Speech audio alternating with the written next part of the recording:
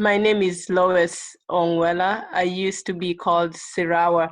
So I'm looking at the list of participants. We are still very few at this time. I think it's 7 of us, 1, 2, 3, 4, 5, 6, 7, plus myself, 8. I just saw a face, Davis Okot.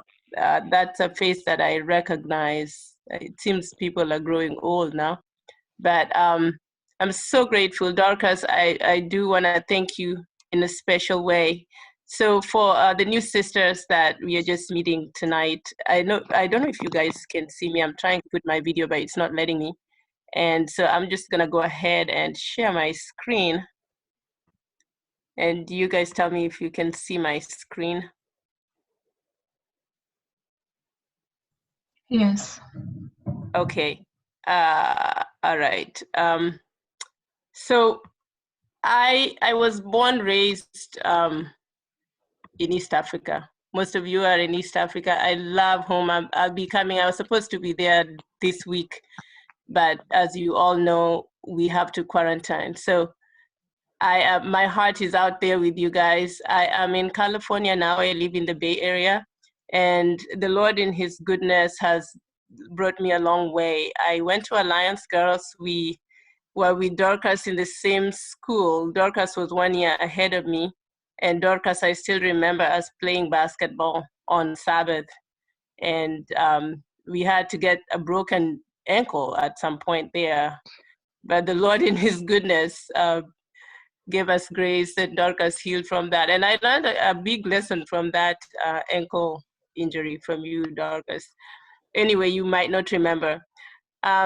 Without further ado, I'll just say I went to the School of Nursing there at Moy University, and then I moved to Indianapolis in 2007 to do my master's in nursing, and I also did my doctorate in nursing.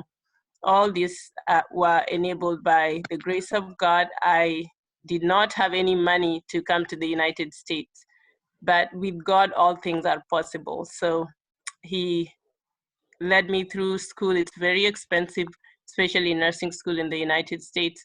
I had not a single cent in student loans. God had money from people that paid my way through school. And before I completed my doctorate in nursing, I was called to come and work for Stanford Healthcare in California. Stanford is one of the leading healthcare systems in the United States, and it's such a blessing to serve the Lord here, most so as a missionary nurse and as a diabetes clinical nurse specialist. I'm the leading clinical nurse specialist here for diabetes. We have a team of a few nurses. The Lord has given me His grace to be able to teach people not just a conventional management of diabetes, which the world practices, but He's planted me in this organization so I can also share with people what God's original plan for man was. And before I start my presentation, by the way, I want to read a statement that I love to read. It's a first page of the book, The Ministry of Healing. And it's the very first paragraph. It says, "Our Lord Jesus Christ came to this world as the unwearied servant of man's necessity. He took our infirmities and bare our sicknesses, that He might minister to every need of humanity." That's from Matthew 8:17. "The burden of disease and wretchedness and sin He came to remove. It was His mission to bring to men complete restoration. He came to give them health and peace and perfection of character." So I just want to encourage the team of, medical missionary-minded women and men that what we are called to do was the work of our Savior. So anyway, as I begin the presentation on diabetes, diabetes has become a household name globally. I mean, like COVID-19, if you say COVID or coronavirus today, everyone, including our pets, probably would lift their ears because that word resonates around. So I'm so glad this past several weeks, diabetes is not in the limelight because COVID-19 has kind of has kind of masked diabetes. But as soon as COVID-19 goes away, then diabetes will be one of those diseases that people always mention. So I do have to say, this is the first presentation, and Dorcas, I have so many different presentations for different audiences. I work for a academic hospital, so I do presentations for nurses and providers. And so I was thinking, well, first medical women annual convention, what am I gonna do? So I started putting these presentations together, and I've had a very, very busy day. So I would like to request the audience that give me feedback of what is relevant, because I want to build this specifically for this women's convention and can be used by, during future conventions. I can share it with someone or I can keep presenting it. But there's so much in diabetes that we cannot exhaust it. And even the things that I will be showing you here are just preliminaries. So I'm hoping that at some point we will have something really more specific and focused to women. Diabetes has same risk factors, same way to manage that you've had over and over. So I'm hoping that this presentation will also just be an additional to the pool of knowledge that you have, and it's going to bring something new that you can use in your practice as knowledge or help others with. I do not have any conflict of interest. That slide there is always for any formal presentations. I'm not selling anything. I'm not promoting any company. As well, I am not diagnosing anyone with disease or providing information for you to treat disease. So that's just there for formal reasons. In our presentation tonight, because it's 11:20 p.m., I would like to go by so quickly.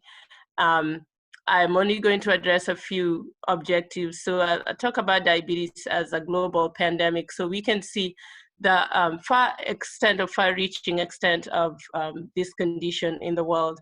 I will also just give you a few definitions of what diabetes is and the causes. These are things that most of you know. And we'll talk briefly about diabetes and women, and also mitigation for diabetes. How do we prevent or treat or reverse diabetes? So global, let me go on to slideshow, I think. Yeah. Okay, so global prevalence and prediction of diabetes. The slide I have on here is from 1998. That's 22 years ago. And as you can see, the spread all around the globe, every country has been impacted by diabetes. But the most surprising, or what's really eye-catching out of this illustration is the predictions of what diabetes is going to be on the planet. So if you look at the Americas to the far left, in the year 2000, that's 20 years ago, there were 33 million people with diabetes in the Americas. That's North and South America. Prediction is by 2030, 10 years from now, that number would have more than doubled, so 66.8 million. But surprisingly, it might be more than that from the trends we are seeing today. Europe had 33.3 million people with diabetes 20 years ago. It's predicted in 10 years they will have 48 million. And that's kind of lower than what is predicted in the Americas and Asia. If you look at Africa, and I'm so thankful, for having been born, raised in Africa, 7 million people in 2000, and prediction is 18.2 million. That's more than double. So the trend is the same in Africa, even though there are different factors that may be impacting or creating that factors that may be making it looked like Africa does not have that many diabetes cases, but we are seeing an increase in diabetes just as much as the other continents. So in the Middle East, they had 15.2 million people in 2000. By 2030, we will have, it's predicted to have 42.6 million. I went to the Middle East last year, around this month, actually, this very date, I was in Israel.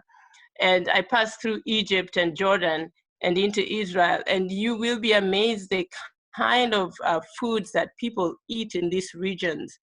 And it was no surprise to me that diabetes is increasing and in prevalence and incidence in the Middle East as it is recorded here. So Asia and Australia, the same, 82.7 million people in 2000, and 2030, 190.5 million. That's more than double. Again, similar trends.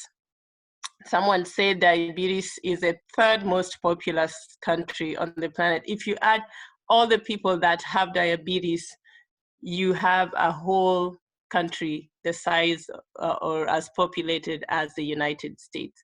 So back then in 2013, there were 382 million people with diabetes worldwide, and the trends are exponential. You can look at the graphs. By 2035, they're predicting 592 million people. Now, if that's not a pandemic, I don't know what we call it. Diabetes is responsible for killing approximately 5 million people worldwide. Now, you wonder why we haven't had a quarantine from going to the market or to the stores where people buy the stuff that cause this disease. But we are having a few thousands of deaths and everybody is at home. Anyhow, that's politics. But I wanted to share with you the United States trends, because most of the countries, most of what's happening globally is mirrored from the United States. And this is where most of the studies are done also. So in 2017, we had 30.4 million Americans with diabetes. And 1 out of 4 people didn't even know they have diabetes. And that's very painful, because a lot of these people would be walking with diabetes for months and years without knowing, until when they get to a point they're developing complications before it's diagnosed. 84 million people with pre-diabetes. And to me, pre-diabetes is nothing but a baby diabetes. If you have a little baby, that's a full human being. It's going to grow, as much as it's not causing problems right now because they are still little. Pre-diabetes is as much diabetes as full-blown diabetes. So when people come and say, oh, well, I just have pre-diabetes, well, I tell them that is diabetes, it's growing. And very soon you will be having complications. It will be much more difficult to manage. So when they still have that pre-diabetes, just like a human being, when they're still young, that's when you can train them, that's when you can shape them up. It's much easier to prevent or to reverse diabetes at that level than later when people already have complications. So again, the graphs are showing an increase. If current trends continue in the United States, 1 out of 3 Americans will have diabetes in the next 10 years. That's 100 million. But that's no brainer, because that pre-diabetes 84 million, if you add to 30 million, it's a lot of people. I just wanted to show this because I just pulled this off like a few hours ago off of the ADA website. This is for 2018. I don't have the statistics for 2019. But it's so surprising that in just 1 year, from what I just showed you, 30.4 million, in 1 year, we have 4 million added to that number. You know, they always tell us there is 1.5 new diagnoses every year. Nope, from 2017 to 2018, we have almost 4 million people added with diabetes. So diabetes is a menace. It's going to continue to grow even more and more. And we know the impact, and we might talk about diabetes and COVID-19 here in a little bit. But 10.5% of the population, that's more than a tithe of the population, have diabetes in the United States. Same trends will be mirrored into, globally. So again, they say undiagnosed cases, 7.3 million. These are people who are walking with diabetes. They don't know they have it. Someone probably picked it up in a doctor's office. But yeah, I'll just pass by. Diabetes is a problem, and I think that's the point I'm trying to reiterate. So I looked up diabetes and compared it with COVID-19, which is a pandemic, and I was thinking in my heart, what's a worse pandemic in this, and what's the problem with these numbers here? So this evening, just 2 hours ago, global cases of COVID-19 or coronavirus cases, 3 million, 3.113 million, those numbers there. And we've had 200,000 deaths in, the past 5 months. That's way less than the people who have already died from diabetes. If we have 5 million deaths from diabetes in a year, this is COVID-19 in just, 5 months since November of last year, or 6 months, this is half. So COVID-19 kills way, way fewer people. I mean, less than 500,000 in the world, let's just say. And diabetes will kill 2.5 million by the end or more. So, and of course, you have many recoveries from COVID-19, but as we say, especially in developed countries, as well as developing countries at this time, there are very few recoveries from diabetes. People go on and on until their bodies are completely damaged and disintegrated by diabetes. So we need to rise up against this and create awareness and educate people on how we can turn the tide. Yeah, about COVID-19 and the case reports about case fatality rates among people with pre-existing conditions. And so I was just looking at who are all dying from COVID-19. And you can see 10.5% of the people dying with COVID-19 are, have cardiovascular disease, or rather it's claimed, and 7.3% have diabetes. But don't forget that diabetes is #1 cause of cardiovascular issues. It's a comorbidity with cardiovascular disease, but it's also a major, major cause of, cardiovascular, as well as cancer and many other chronic illnesses. They all, develop from already a body that's disintegrating from having impaired glucose metabolism. So this is a serious disease when you think about the pandemic that we are having at this time. People who prevented it, who reversed it, are all the more happy for that. Otherwise, many people are at high risk of dying from coronavirus because they have pre-existing diabetes. So why is the diabetes pandemic? Why is it even a pandemic? It's because the risk factors are a pandemic in this generation. Increased obesity, and well, dare I say that it's not just this generation, because there are many studies that have been done. Ancient Egypt and Rome and Babylon, most of this, affluent, developed world power nations, people have died of these chronic illnesses before.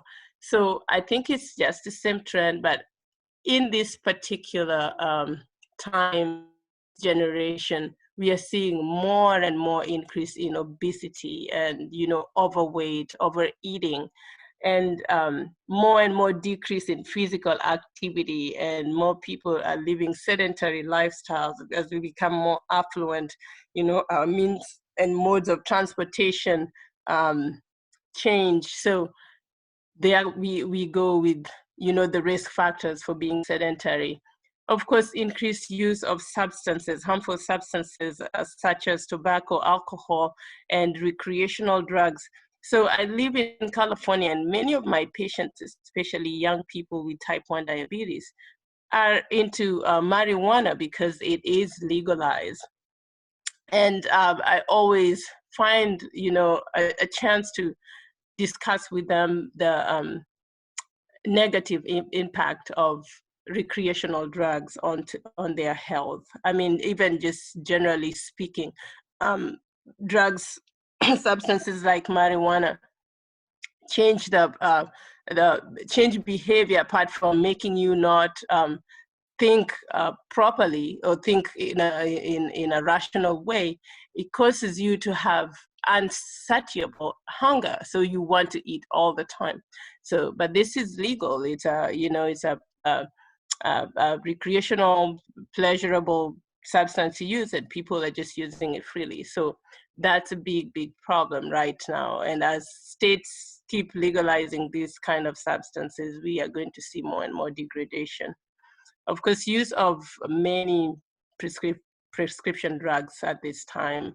Today, a lot of people have inflammatory diseases because of wide use of animal foods, meats, and of course, processed foods that just cause the body to have inflammatory reactions. So drugs like steroids, corticosteroids that are widely used for inflammation, these put people at very high risk for developing diabetes or glucose metabolism problems. So, of course, strong genetic influence, but we will see later, genes load the gun. All of us are predisposed, really. I tell people, everybody is predisposed to any type of chronic illness. Some of us, we come from families that, for generations, due to lifestyle that they have led, we are at higher risk for developing these diseases. But all of us, we cannot just say diabetes doesn't run in my family, so I'm just going to do what I want to do. No, we have to be very, very careful by making sure that we live a lifestyle that will make our bodies resistant to developing diabetes or the other chronic illnesses. So what exactly is diabetes? Just to give you a quick definition, many people just scratch their head. And today, like in academic institutions that we work at, there are all kinds of, controversies, whether diabetes is lack of insulin, or is it insulin resistance? Is it just high blood sugar? Is it hypoglycemia, which is low blood sugar? Or what is it? All the above. Of course, my definition includes all the above. Diabetes is a condition where the body cannot metabolize sugar. Sometimes people have chronic high blood sugar. Sometimes they have, on the other end, hypoglycemia. They call them brittle diabetics. The blood sugars are high sometimes too low, but generally impaired glucose metabolism. And when it becomes chronic, we call it diabetes. And I'm going to give you a few definitions here. So diabetes comes from two words, Greek word meaning siphon, and the other word mellitus, meaning honey-like, or sweet as like honey. Okay, so when the word diabetes is used alone, just know we are referring to diabetes mellitus, which is the most common type of diabetes. We do have another form of diabetes, which is due to lack of antidiuretic hormone, which is, overproduction of water. So the kidneys just filter a lot of water in terms of liters of water a day. And we are not talking about that today. Sorry about my mix up with the slides. All right, so I got several definitions just to make us understand, because when we understand definitions of things, then it brings some clarity to what we are trying to address. So ADA defines diabetes as a group of diseases characterized by high blood glucose levels that result from defects in the body's ability to produce or use insulin. I agree with that, because there are already two elements that we're going to be talking about. Of course, the CDC says it's a condition in which the body does not properly process food for energy. Well, that's just a part or a side effect of already having diabetes. Diabetes is a chronic disease that occurs either when the pancreas does not produce enough insulin, or when the body cannot effectively use insulin it produces, which is a condition known as insulin resistance. Other experts define diabetes as when the person has high sugars, blood sugars for so long that eventually causes significant health complications. And we know that that's again a side effect or an impact of diabetes. And when the body becomes unable to handle sugar, it builds up to dangerous levels in the bloodstream with subsequent implications. That again is an impact of diabetes. My own definition that I just made up from all these different sources is it's impaired glucose metabolism. When the human body begins to when the human body cannot use glucose, which glucose is the main source of energy, especially for brain cells. God made it that our bodies burn glucose for energy. It's the cleanest source. But when something goes wrong in our system and we cannot metabolize that glucose, and for a long time this problem persists, it's because we cannot produce insulin from our pancreas, or we cannot use the insulin we are producing, then we have problems. That's when diabetes begins to cause problems. So impaired glucose metabolism is just when your body cannot use glucose properly. And I wanted to use an example of what do you call it? When you live in the countryside, I was raised in the countryside, we burn wood for fire. And from your own experience, which type of wood burns the cleanest and the fastest? Is it the dry wood or the raw, green, wet wood? It is the dry wood, right? Most of you agree with me. So glucose is like that dry wood, dry firewood that burns quickly, burns clean. Protein and carbohydrates are also nutrients that can provide energy, but protein burns like wet wood. It takes so much energy. You have to add some dry wood to help it, give you fire. It's smoky, and you have to, have that smoke cleaned off with air.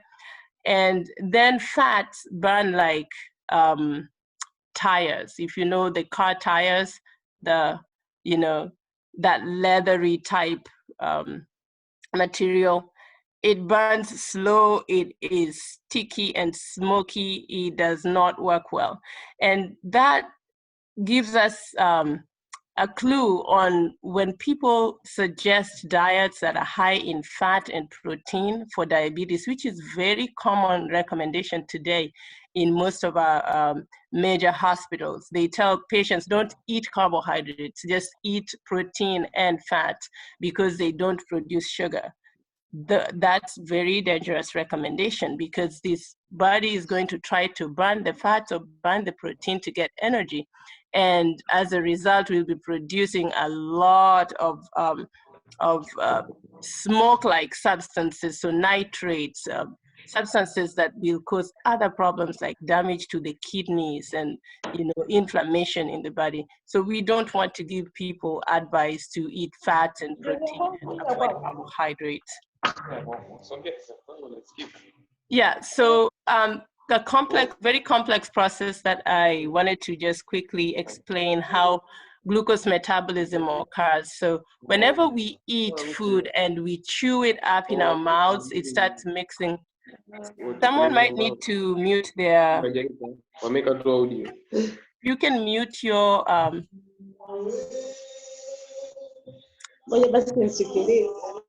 Okay. Thank you. Yeah, so glucose metabolism is kind of a complex process, but generally speaking, when we eat we produce enzymes that help to digest that food. The food is broken down to smaller particles, that's glucose, and other simple sugars. And glucose is absorbed into the bloodstream, or all the other food nutrients are absorbed into the bloodstream.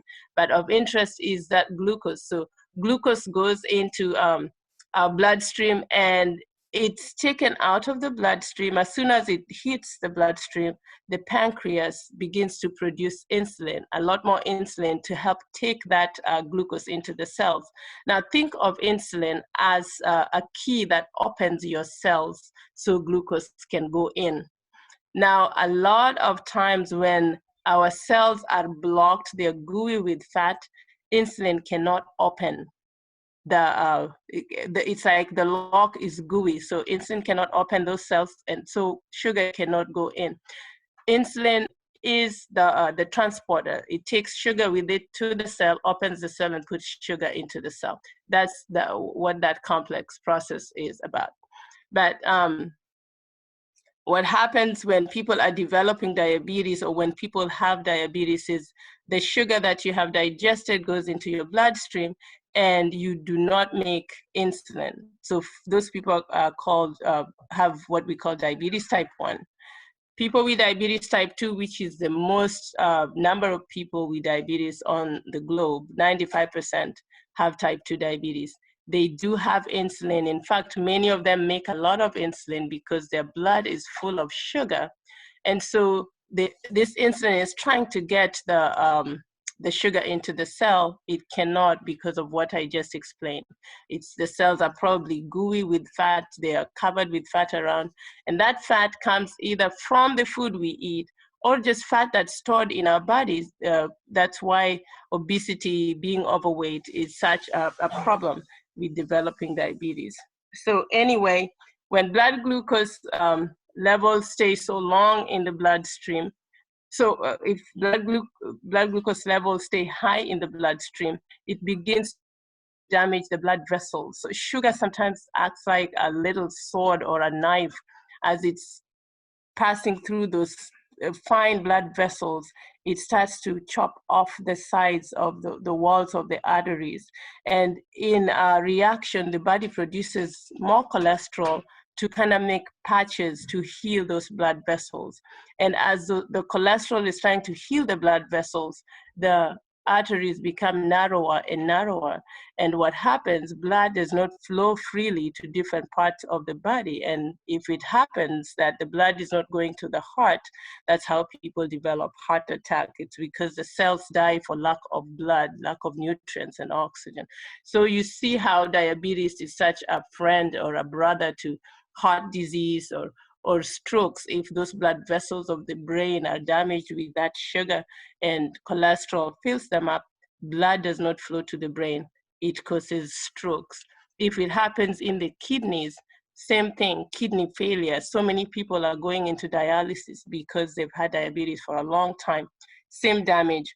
Or it damages their limbs, so that we have those fine blood vessels on our limbs, on our feet, or legs, and people have had their legs amputated because they did not have free flowing blood, and cells got damaged, become gangrenous, and so the leg becomes useless. They amputate. So many problems when glucose cannot go into the cell to be used for energy.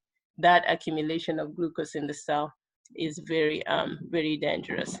So anyway, I just wanted to talk about, and this slide is not complete, I was still going to add some stuff to here, but the pancreas is a small organ that God made and put in a very strategic place in our abdomen.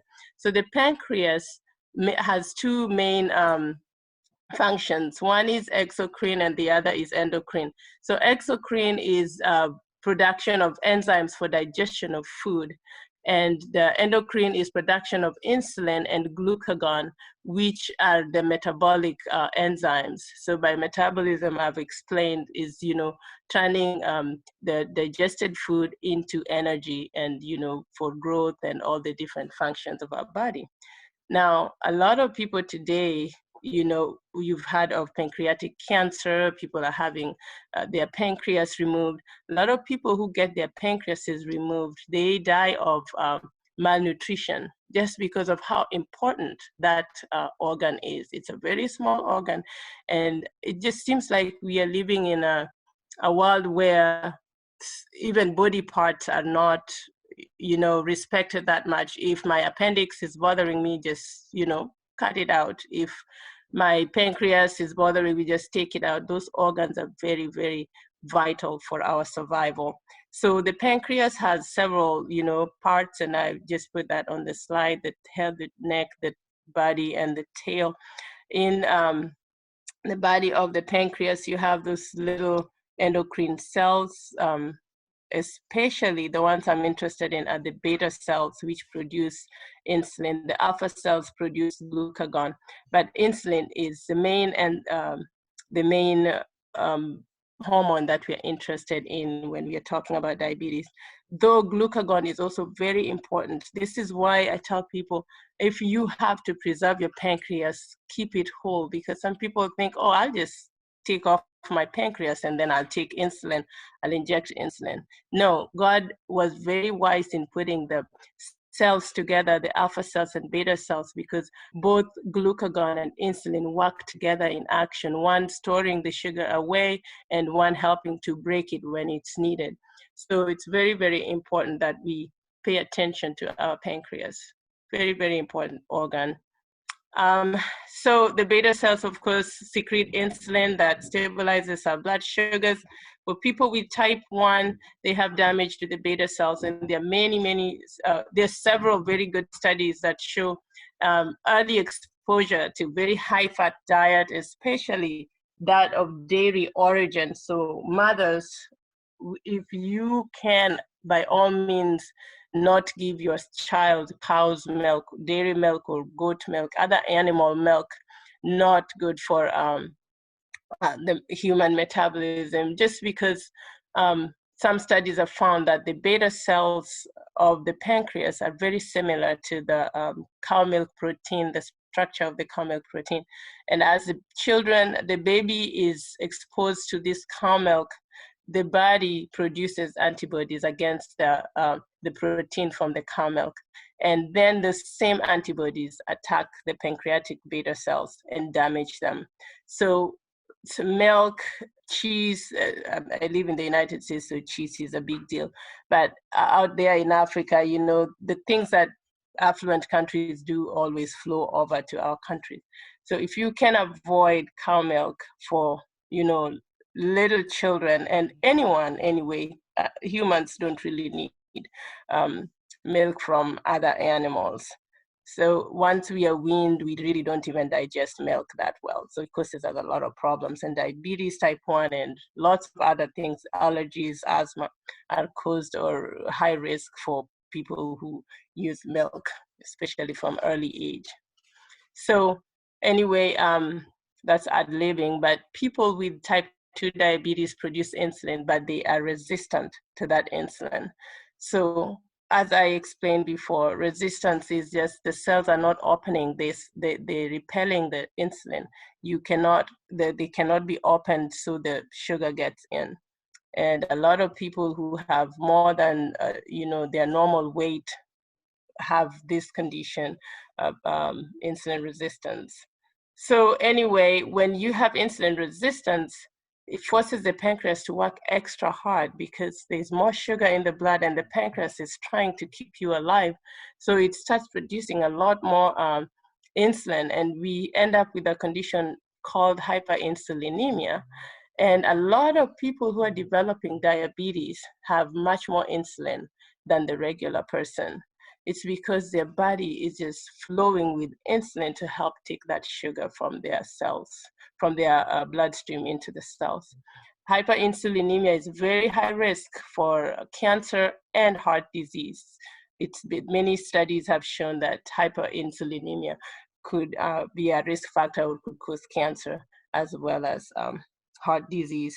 Now, when this pancreas is overworked after many years, it gets burned out.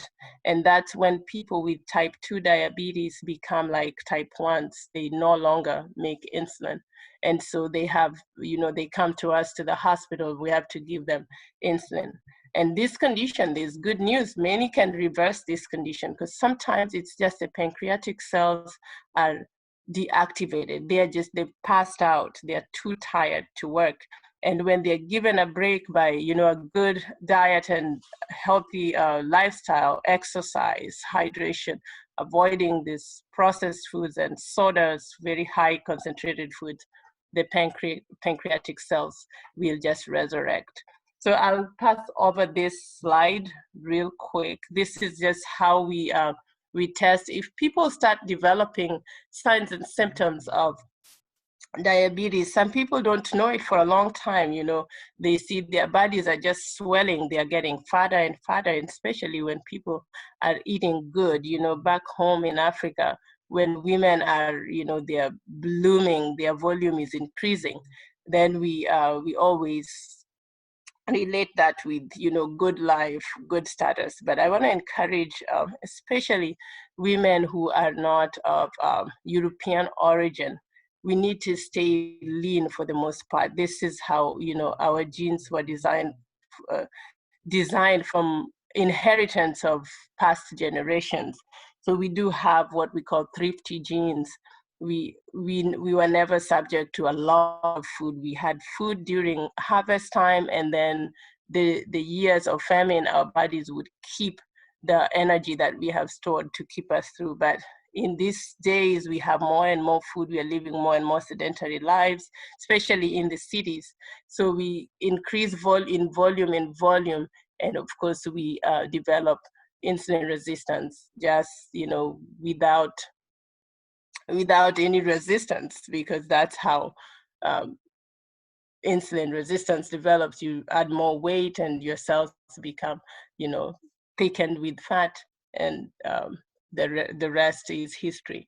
You develop diabetes. So when people start showing signs, they're drinking a lot of water, they're eating too much all the time, you know, they want to snack, wanakunywa chai ya saa 4, chai ya saa 10, you know, things like that.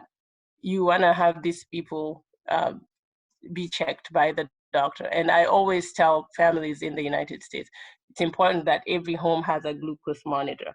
Now, for medical missionaries, it's also very important if you can acquire a glucose monitor so that you can easily diagnose people who are having or showing signs of developing diabetes. Random blood sugars, of course, any blood sugar over 200. I always say, especially for Africans, blood sugars over 160 is usually not acceptable. You want to recheck that. But in America, our standards are a little lower because most people are sweet anyway. Their bodies are always flooded with sugar, sodas, and juices and stuff. So blood sugar over 200 is our diagnosis. But fasting blood sugars should be much lower, so 100 to 126. The lower the fasting blood sugar, the better anyway. So there's so many different types of diabetes, but bottom line, they all fall in those two categories, type 1 or type 2, where type 1 is lack of insulin or very little insulin that cannot sustain the body.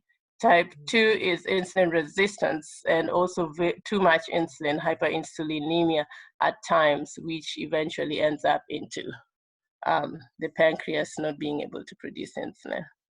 So just quick going through it. Type 1 used to be called juvenile, no more because we have adults developing it. Juvenile just means young or children.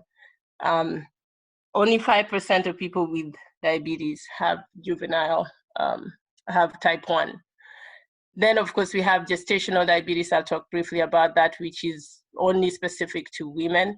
And then prediabetes, we already talked about that. It's nothing but diabetes in the making.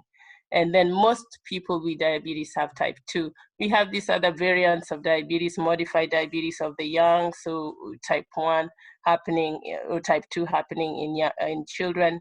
And then we have several different diseases that can also cause the body to develop glucose impairment, so impaired glucose metabolism. So cystic fibrosis, very, very common in overweight, obese, especially Black women. Secondary diabetes can be caused by medications. We are going to talk about contraceptives can cause diabetes, and LADA is latent autoimmune diabetes of adults, so type 1 in adults. And of course, type 3 is the newest type of diabetes that was just discovered here 8 years ago at one of the studies at Brown University. And it's a diabetes that occurs due to damage to the brain cells that produce insulin. So God has a lot of mechanism of helping the human body to thrive. We also have cells in our brains that make insulin should our pancreas be damaged. That's not for today. Of course, type 1 versus type 2, though they have different causes, two factors are very important: heredity and environment. And many people would love to go with the heredity. There are people who think, oh, because it's in my family and I'm growing older, I should be getting it. No, that's not true. Genes alone are not enough. Environment is the most critical. It's the most important cause of diabetes. For example, I read a study about twins. So identical twins share genes. They have the same genes. But if one of them develops type 1 diabetes, the other one has less than half the chance of getting diabetes, both type 1 or type 2. And on the other hand, if one of the twins develops type 2 diabetes, the other twin has 3 out of 4 chances. So a very higher chance of getting type 2. Why? When type 2 is environmental? It's because of probably what they eat, because they're raised in the same family, you know, they are raised by in the same household, they eat the same things. So very high risk of developing type 2. Now also has this slide, this was explaining the different etiologies of type 1 and type 2, and of course gestational and secondary diabetes. I'll talk briefly about gestational diabetes in a little bit. So quickly, as I wrap up here, diabetes and women. Now, overall, the statistics show that prevalence is similar among men and women across racial and ethnic groups, especially in the United States and probably globally too. Though women's risk for diabetes is increased by other factors that are unique to women. For example, I just spoke about gestational diabetes. This is a condition where women without diabetes would develop high blood sugar levels during pregnancy. And my observation, I don't work with women with gestational diabetes in my practice at this moment. I work with adults who are non-pregnant adults. But women whose lifestyles are more, affluent, not too much exercise, eating a lot of animal products and foods and processed foods, drinking, high refined sugary stuff, are very high risk for gestational diabetes. And I think it's no brainer. Gestational diabetes also puts them at very high risk for developing type 2 diabetes. In fact, they say a woman with gestational diabetes has 50% chance of developing full-blown type 2 diabetes, which is going to be lifelong if they don't reverse it within 5 years. So diabetes, the impact of gestational diabetes on a woman: number one, risk for preeclampsia, very high blood pressure, during pregnancy, which puts them at very high risk at childbirth. So depression, and of course, most of these women who have preeclampsia is like an emergency. They go for cesarean section. So low or high risk of, damage during childbirth. So most of them are taken for cesarean section.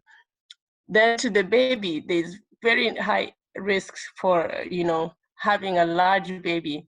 The babies grow more than they should, and that's very, very high risk for the baby getting injury during birth, and then having low blood sugar after birth. So as the babies come out of the mother, they were making their own insulin, but the mother's, blood was full of sugar, and they were just soaking up the sugar from the mother.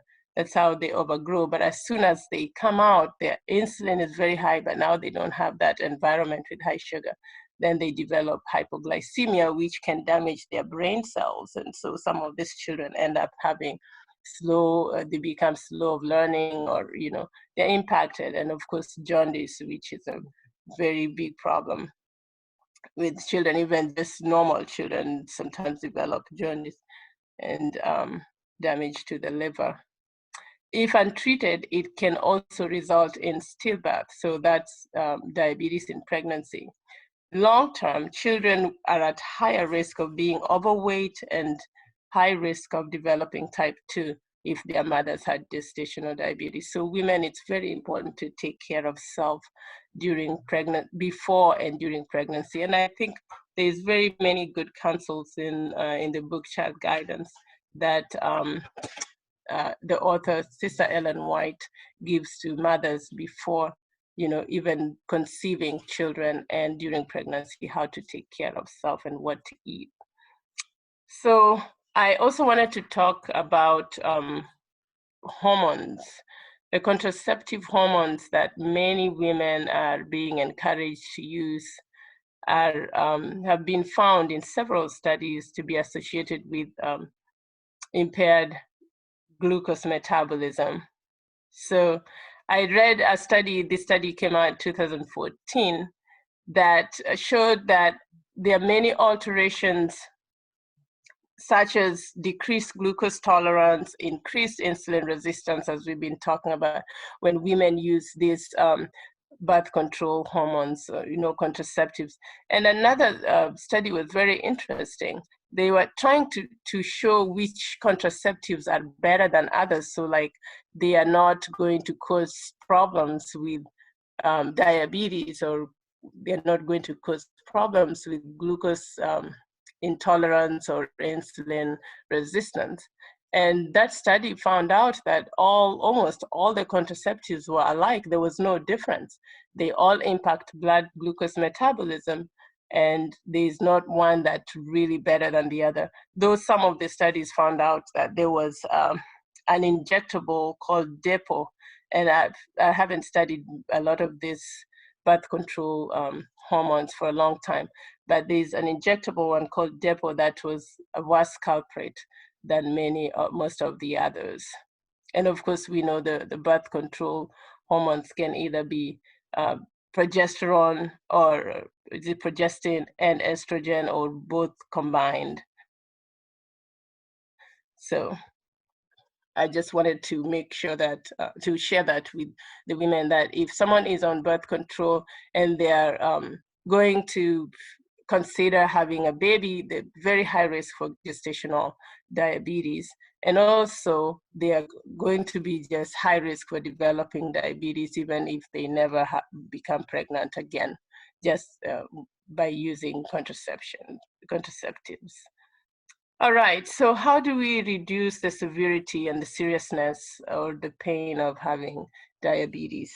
The good news is that diabetes can be prevented, and it can also be reversed. And I know people probably have talked to you, you have read it yourself. I wanted to play, let me play studies here for you.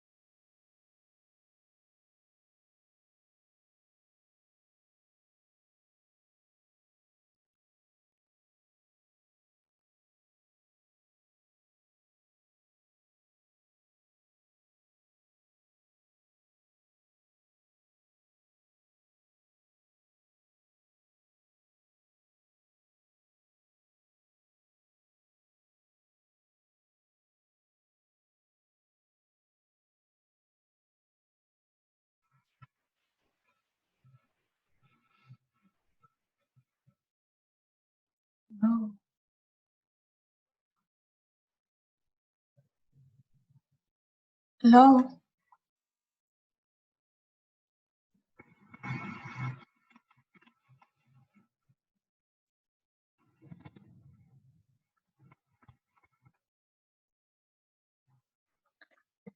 Hello. I'm not hearing anything.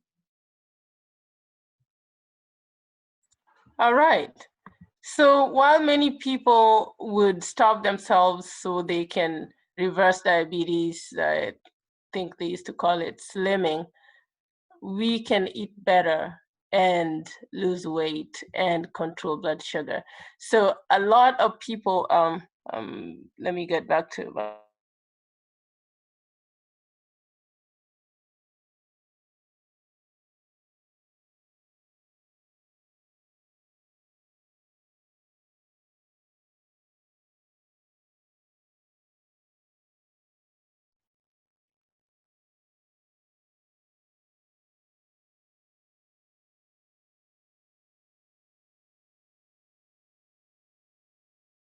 sorry, that's what happened.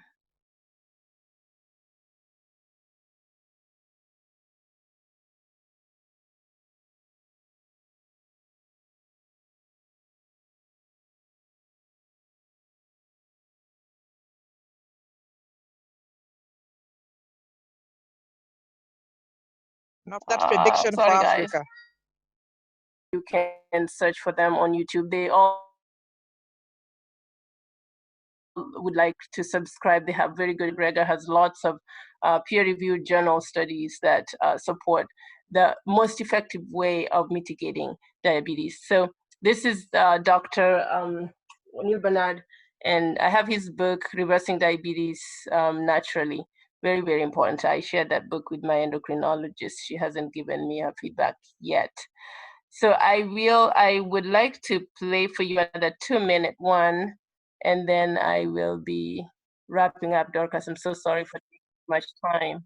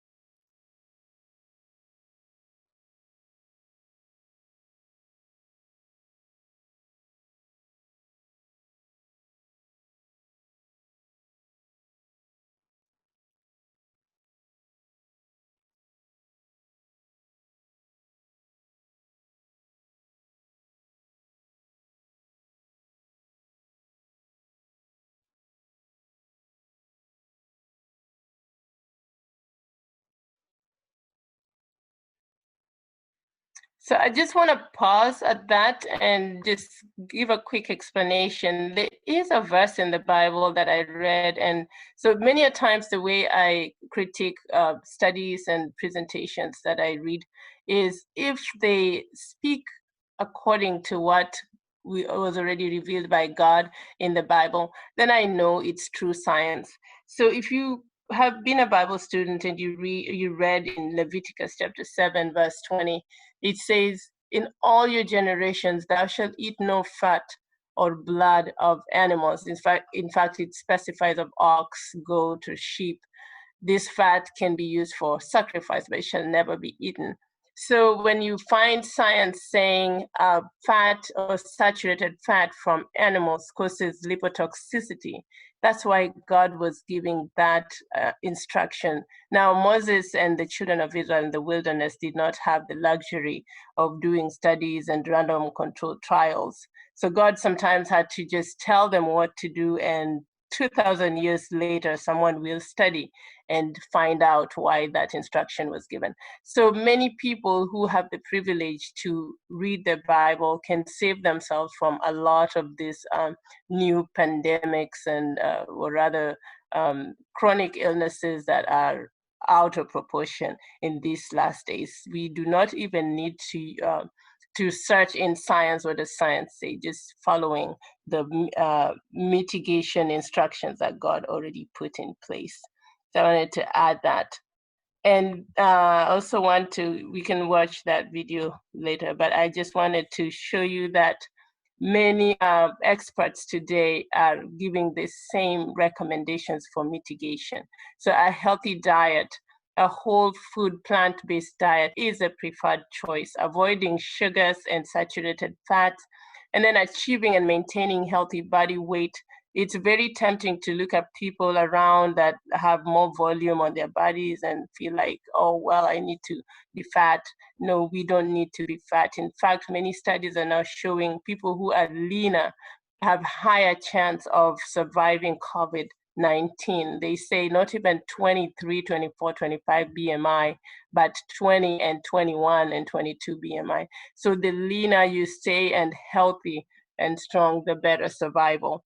And then physical activity, exercise.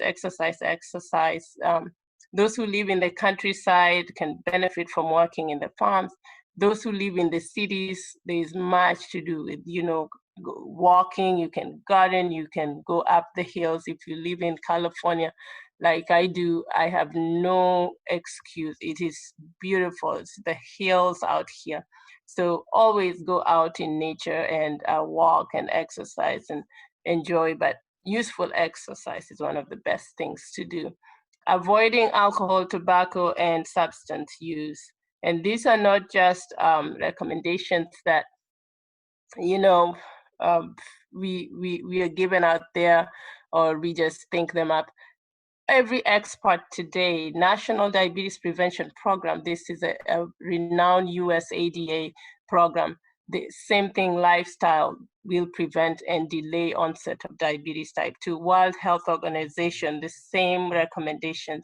Nurses Health Study found out that 7 to 10% weight loss reduces risk of diabetes by 20 to 30%, risk of developing type 2 diabetes. And of course, experts, great, renowned doctors who are managing, lifestyle, or rather not even lifestyle, who are managing clinics and kind of healthcare systems are all recommending exercise and eating healthy food, fresh fruits and vegetables. So we do not go wrong when we go back to the original plan. So next time we will talk about how medications have replaced, the simple instructions that we are given to manage diabetes. And I can walk us through sometime later on each of these diabetes medications. Many people don't know them, but the way they are designed to work is actually very, very dangerous and harmful to the human body. So that will be for another time. Otherwise, thank you. And I don't know if I have any time, Dorcas, for questions. And like I requested at the beginning, I really do need your feedback because some of these slides are for different audiences, and I don't know if it was fit for our group here as the Women's Convention. But I would be glad to get your feedback so I can, remove some or add some of the information and what's relevant to our team. So it's my wish, it's my prayer that the Lord will bless you and keep you healthy and safe. There's a lot more. I actually have a presentation coming up, diabetes and spirituality. It seems to me like diabetes is one of those insidious conditions that is like sin. It eats the body very slowly and damages it, just like sin eats our spiritual life. And I know that it's one of those conditions that the enemy has developed to steal, to kill, and to destroy the human being, and eventually even separate them from the Creator. So we will talk about that at a later time. So I hand it back over to you, Dorcas. Unless someone has a question for me, I'd be glad to answer. Yeah, if there are any questions, you can raise your hand and we can have them answered. And of course, she said there's a lot more. This is just a short 1 hour probably, but it's very enlightening because, as she said, the rates of diabetes are also increasing here, and it's because in our minds we think that following the standards of the people we look up to in the West is where we should be going, and we should change people's minds And because I usually say it's much easier to reverse that disease here because most of us still know what we used to eat when we were younger. So it's easier to go back to that than for someone who has been raised up generations and generations eating burgers and sodas. So it's much easier for us to break that cycle, yeah, than others. And at this particular point in time, thank you so much. My feedback is it was very informative. And many people even who are here are actually like people who are schooled, and I think it was appropriate for the forum. For this forum, yeah, because women are basically the caregivers, and so, and again, they're the ones who control the kitchen. So if you give them information to help them, yeah, because once you change a woman's mind, then even if her husband was on with diabetes or her children were prone to getting diabetes, then she can do something because she's the house manager. So that's important. But of course, we'll ask the others also to give their feedback, and of course, as we give your feedback, also we get even better better presentations later. Thank you so much, Loice. Any question? Anybody with any question?